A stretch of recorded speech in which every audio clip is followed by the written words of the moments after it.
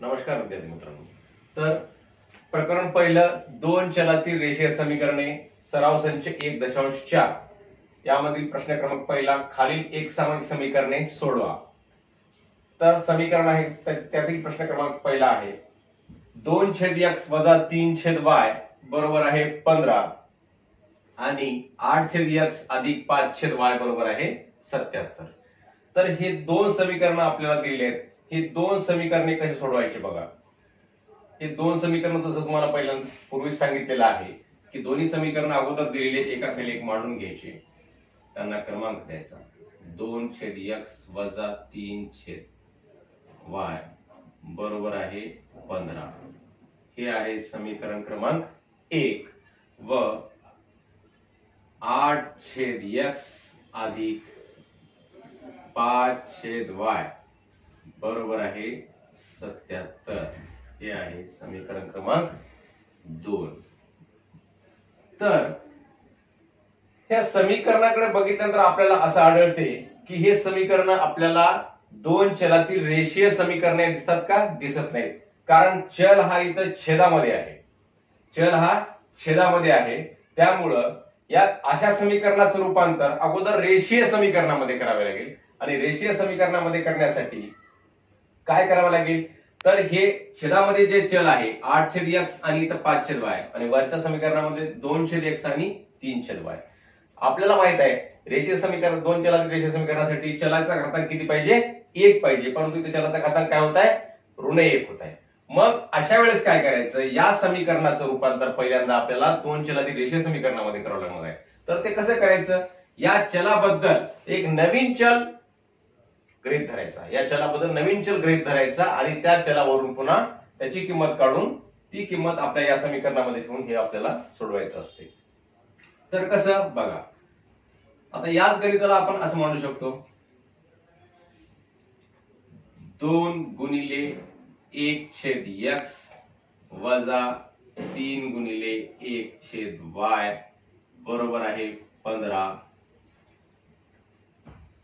आणि 8 गुणिले 1/x अधिक 5 गुणिले 1/y बरोबर आहे 77. फक्त आपण 8/x ला 8 गुणिले 1/x आणि 2/x ला 2 गुणिले 1/x असं थोडस वेगळं मांडून घेतलं. आणि आता या 1/x बद्दल व 1/y बद्दल एक आपल्याला नवीन चल गृहीत धरायचा आहे. नवीन चल म्हणजे कोणता? 1/x बद्दल समजा 1/x बरोबर आहे m. m व n ही गृहीत धरू शकता. a व b सुद्धा गृहीत धरू शकता. कोणतेही इंग्रजी बाराखडीमधलं कोणतंही अक्षर आपण यासाठी गृहीत धरू शकता. फक्त x आणि y जे चल आपल्याला दिलेले आहेत ते चल सोडून इतर कोणतेही अक्षर आपण यासाठी गृहीत धरू शकता. म्हणून आपण समजा 1/x बरोबर आहे m व 1/y बरोबर आहे n मानू. आता हे मानल्यानंतर काय होते बघा. आता या समीकरणामध्ये ही किंमत ठेवल्यानंतर म्हणून 2 गुणिले 1/x. 1/x च्या ऐवजी काय घ्यायचं? m घ्यायचं. म्हणून काय झालं मग 2m वजा 3 च्या पुढे 1/y च्या ऐवजी काय घ्यायचं? n घ्यायचं. वजा 3n बरोबर आहे 15. हे झालं आपलं समीकरण क्रमांक 3. आणि या समीकरणामध्ये व 8 1/x च्या ऐवजी m वजा अधिक 5 1/y च्या ऐवजी n बरोबर आहे 77. हे झालं समीकरण क्रमांक 4. समीकरण 3 आणि समीकरण 4 तुम्ही बघितलं. आता हे आपल्याला दोन चलातील रेषीय समीकरण प्राप्त झालं. आता हे समीकरण आपण इथं सोडवायचं. जसं आपण पूर्वी सोडवले आहे तसंच निरसन पद्धतीने सोडवायचं. आता इथं बघितलं तर 2m आणि इथे किती आहे? 8m.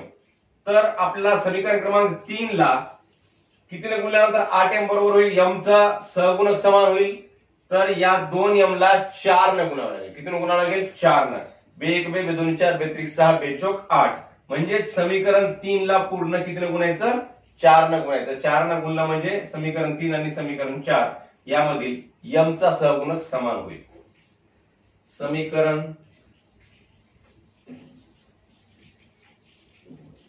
3 मधील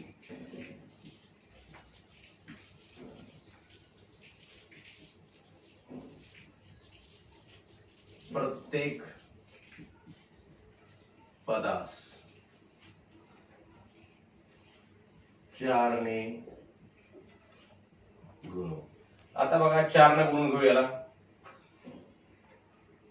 4 गुणिले 2m वजा 4 गुणिले 3n बरोबर आहे 4 गुणिले 15.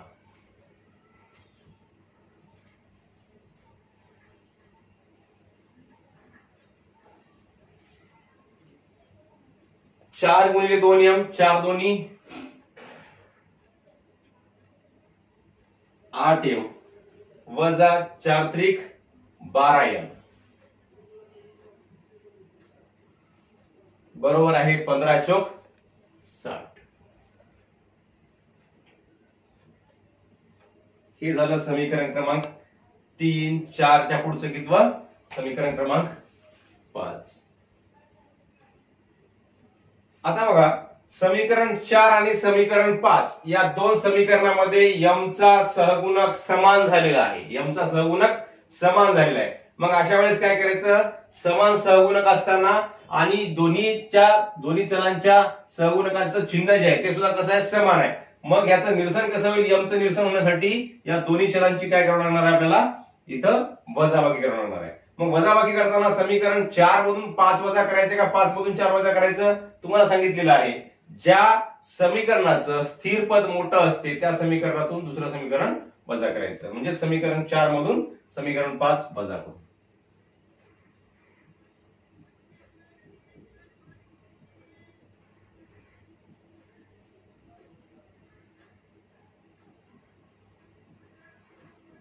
समीकरण 4 मधून समीकरण 5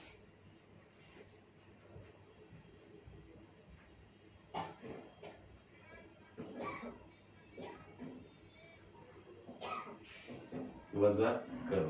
मग समीकरण 4 अगोदर लिहून घ्यायचं 8m अधिक 5n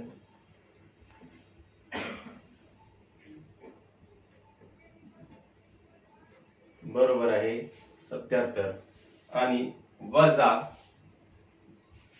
8m वजा 12n बरोबर आहे 60. वजाबाकीचे चिन्ह दिल्यानंतर थोडीशी रेष खाली मारायची. इथं चिन्ह प्रत्येकाचं बदलते वजा इथं झालं अधिक इथं झालं वजा. आता बघा 8m आणि 8m याचं इथे काय होईल निरसन होईल आणि 5n अधिक 12n काय होतील मग इथं 17n बरोबर आहे 7 मधून 0 गेले 7 आणि 7 मधून 6 गेले 1 म्हणजे 17n बरोबर आहे 17n. म्हणून n बरोबर आहे 17/17 म्हणून n बरोबर आहे किती मग 17 1 17 17 1 17 1. आता n बरोबर आहे किती निघाली आपली किंमत 1 निघाली.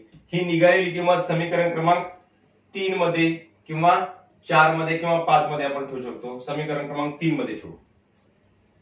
n बरोबर 1 ही किंमत समीकरण 3 मध्ये ठेवू. समीकरण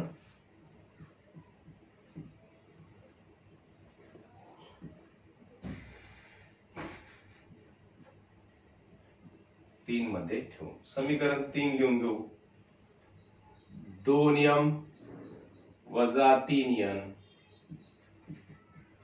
बरोबर आहे 15. या ठिकाणी n बरोबर 1 ठेवायचं म्हणजे 2m वजा 3 गुणिले 1 बरोबर आहे 15. 2m वजा 3 बरोबर आहे 15.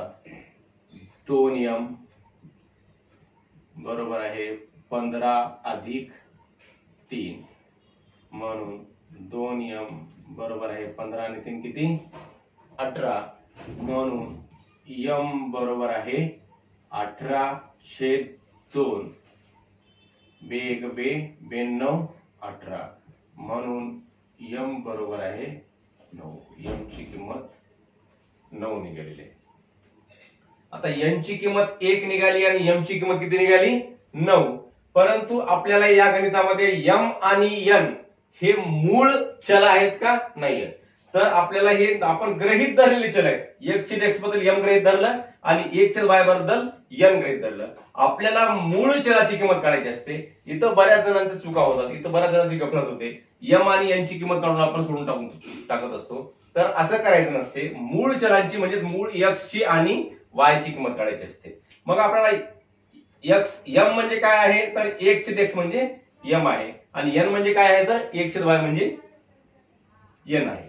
तर आपल्याला m ची आणि n ची किंमत या ठिकाणी ठेवावी लागते, मग आपल्याला मूळ x ची आणि y ची किंमत निघते। परंतु लक्षात घ्या इथं परंतु लिहावं लागते। 1/x बरोबर आहे m,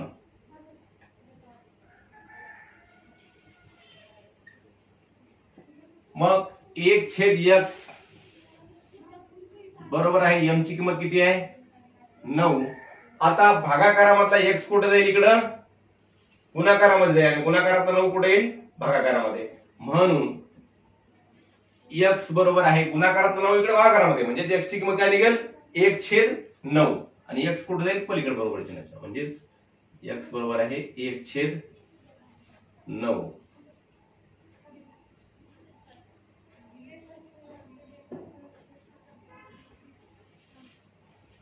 त्यानंतर हे आणि याच्यानंतर पुन्हा इकडं तसेच, परंतु 1/x बरोबर आहे m, तसेच 1/y बरोबर आहे n, 1/y बरोबर आहे n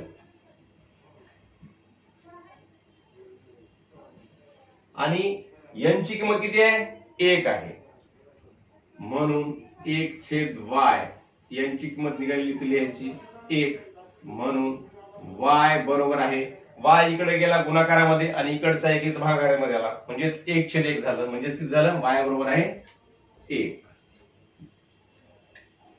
म्हणून x, y बरोबर आहे x ची किंमत किती निघाली 1/9 आणि y ची किंमत किती निघाली 1, 1/9, 1 ही काय आहे समीकरणाची उकल आहे।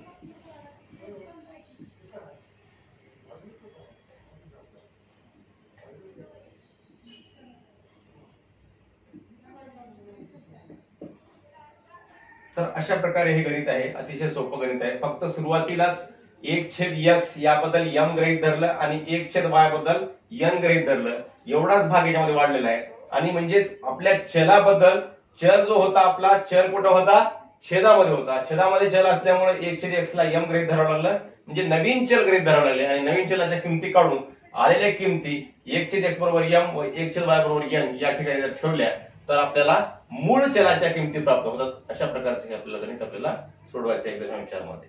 आता लागलीच आपण पुढचं गणित बघू।